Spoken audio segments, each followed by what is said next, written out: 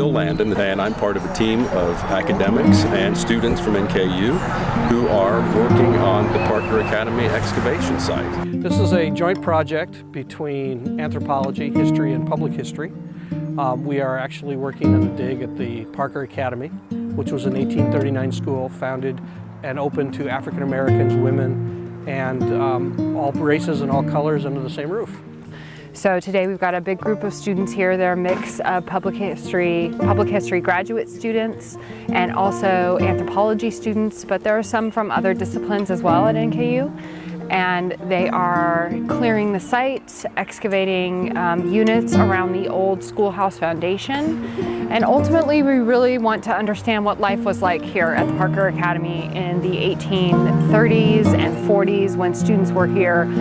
But even more importantly, this is a learning opportunity for NKU students, so they can gain some hands-on experience actually doing archaeology and engaging in work that will ultimately result in public history projects.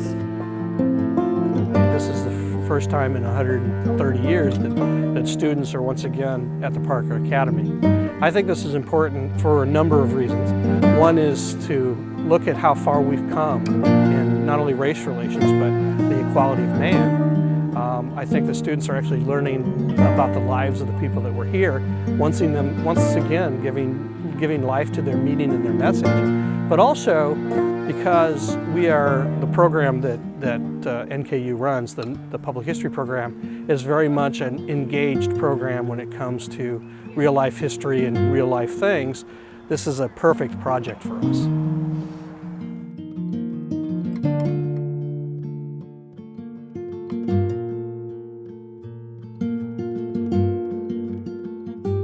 Okay, so the Parker Academy was founded in 1839, and it was probably the first co-educational and co-racial schoolhouse in North America, which is pretty significant, and that was right here in New Richmond, Ohio.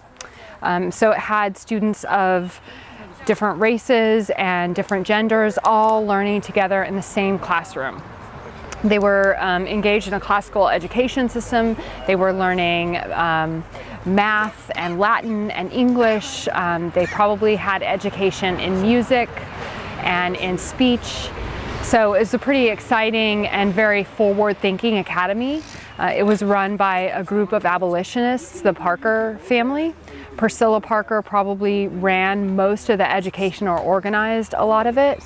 And we have an excellent archive that includes documents from the Parker Academy, including things like grade books, lesson plans, letters to and from the Parkers, letters from the students. Priscilla Parker put together a history of the Parker Academy. And in addition to those archival records, we also have this amazing archaeological site that today includes the remaining foundation of the main schoolhouse. That's what's behind you. So we've got students working over there.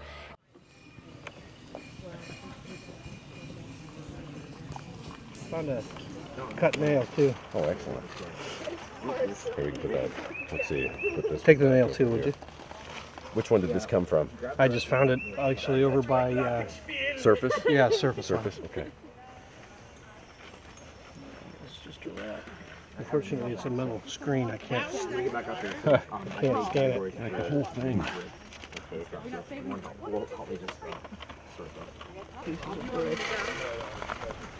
Found something? Hold it out in your hand. Pottery? Yeah. Not metal. It might be this I'm picking up. Okay. Or the camera. Yeah, nothing.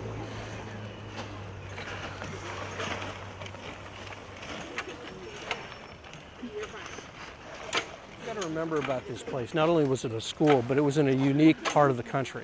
We are less than 200 yards from the Ohio River, which was really in the minds of many the River Jordan. This is what you crossed to become free.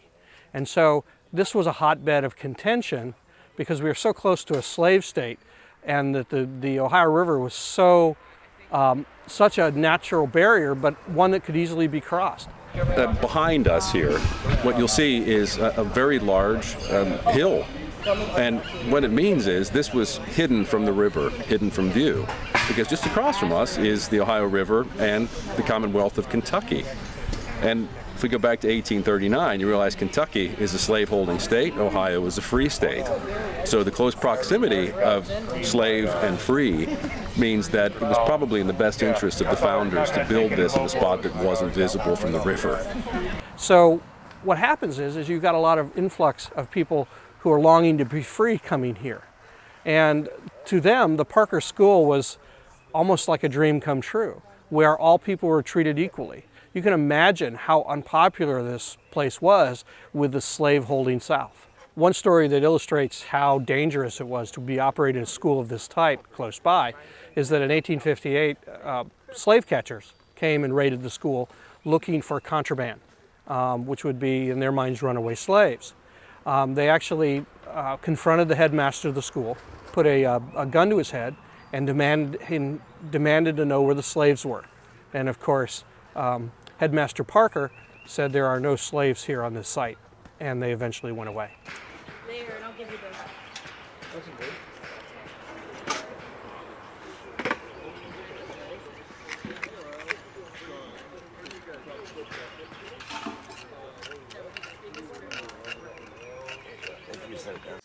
It's a lead ball, so it's a little bit bigger than something that would be fired from a pistol.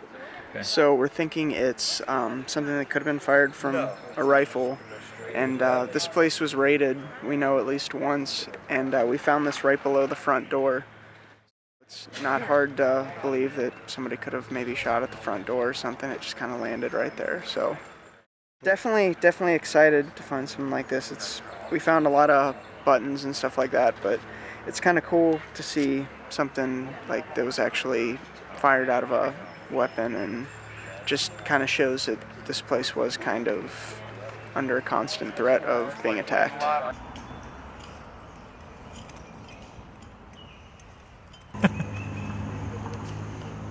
There's more glass there. Yeah, here's a big chunk right there. This is another piece. bottle glass of some sort. We have a major breakthrough. From here we categorize it, put it in our bags, and I believe from this we were probably taking it to a lab and cleaning it up and possibly dating it. Yeah. I don't really know. I mean, usually you could probably tell by the glass. This one's, the older the glass it is, it's kind of more wavy, and kind of getting it's a relative date. Yeah, it's more hand fired. This, I have no idea what this is. Is it curved? It is curved, yeah. So either it was a stem of some sort or stick around like this, possibly, fitting on it. So yeah, it's got. But a lot of this thicker glass we've had, I've noticed a couple of those ridges as well. I mean, it could be an old. Who really knows? Yeah. Whatever it is, it's our best find of the day. Behind you and over in this direction is what we think is the main schoolhouse foundation.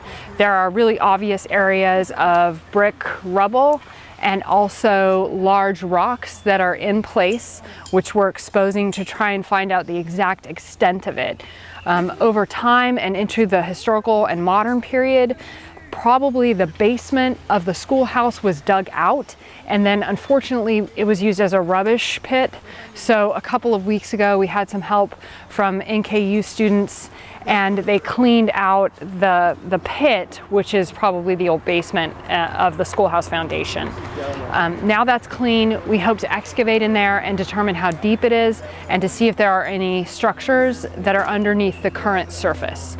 So we've got students working over there exposing the walls, and we're finding a lot of pieces of brick, a lot of rocks, what we call in situ or in place, and we're just trying to understand the extent of the architectural feature that's there. Right here is what you can see as an old path.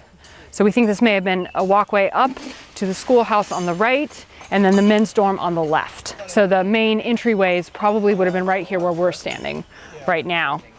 So over in here, we expect to find some rubbish. We found lots of brick, some fragments of local flint or chert, some fragments of burned stone, a lot of charcoal, fragments of metal and things like that. And then on the far side behind me and to my left is a group of students that are working on an area that we think is the actual main part of the foundation of the men's dorm. And today they've got a pretty exciting find, which is a number of really nice foundation rocks that are in place or in situ, and they're uncovering those to try and see how big the foundation would have been for the men's dorm.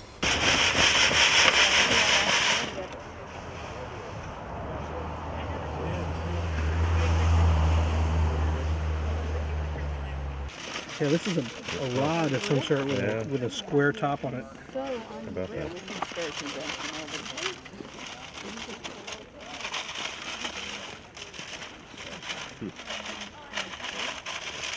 Anything else? Am I missing anything? I don't know. I saw that. I haven't seen that nail come up again. Is that what you saw, maybe? Or? No, it was thinner. Behind me are students and faculty screening. Everything that we dig up here gets run through wire mesh that's kind of like window screen, but a little bit bigger. And this is how we sieve the artifacts and the interesting material culture from the dirt itself. So as we're excavating, we scoop up the dirt using dustpans, put it in buckets, and then we bring it over to the screening area. It's run through these wire sieves, and we pull out all of the artifacts or things that we think might be artifacts but might be in need of a cleaning. So we'll take all of this material back to the lab at NKU, and in the archaeology laboratory, we'll clean it up and we'll catalog it, and we'll begin our analysis of the artifacts.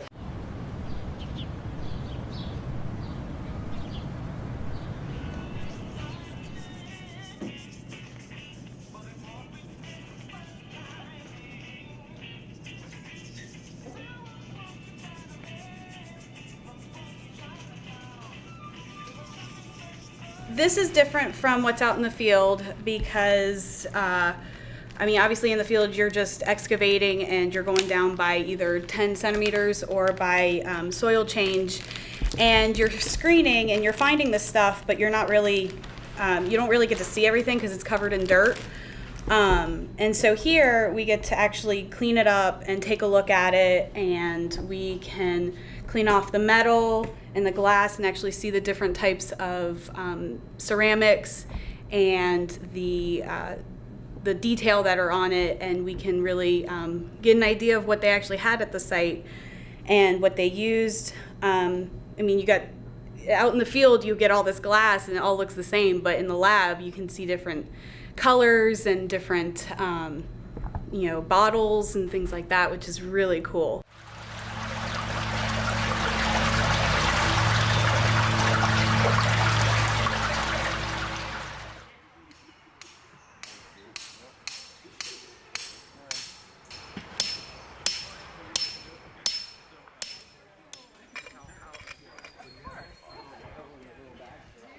This is some of the tradeware we're finding in our site. It's site S52. It's kind of what I was told earlier this morning. This porcelain from like China, but what they're doing is they're taking like a decal and then just pressing it onto it, and then sending it off to like Europe and America and all that. I was thinking it was like really fine china, but it's just like everyday wear. It's nothing extravagant, nothing really, just like what you would use, probably what a lot of people probably use for drinking coffee or tea or whatever it was that they were drinking. We have, I think this is a piece of a plate. All right. You can see the intricate decals on there, but it's just kind of pressed and heated on there and then taken off, almost like your tattoos, kids' tattoos. Then we have another piece here where you look, it has a little bit of green stripe and blue stripe on the corner, up on the upper part there. And one of the last pieces looks like either is the bottom of a plate, but it might be with the rim here. Clean that up a little bit. Looks like it's might be part of a cup that might have sat on top of the plate, you know. So these are just some of the porcelains that we're finding in the tradeware. Well, according to Dr. Jones, it's a slate piece that they use to write with. But I didn't know because it was in the nails. So it's like old school lead pencil used for writing on old slate board. which the people in the middle have been fighting slate boards, so or pieces of slate board. Have they really? Excellent. I didn't know that. No one knows that. Like ancient chalkboards. Yeah. That's what we're dealing with here. Yeah, proper slate. That's neat. This is my third day here. So I didn't start here, but I've been here a couple of days. And this is what was the midden or fire pit.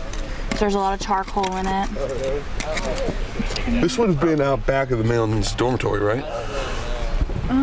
Because that's the street, and that's the men's dormitory.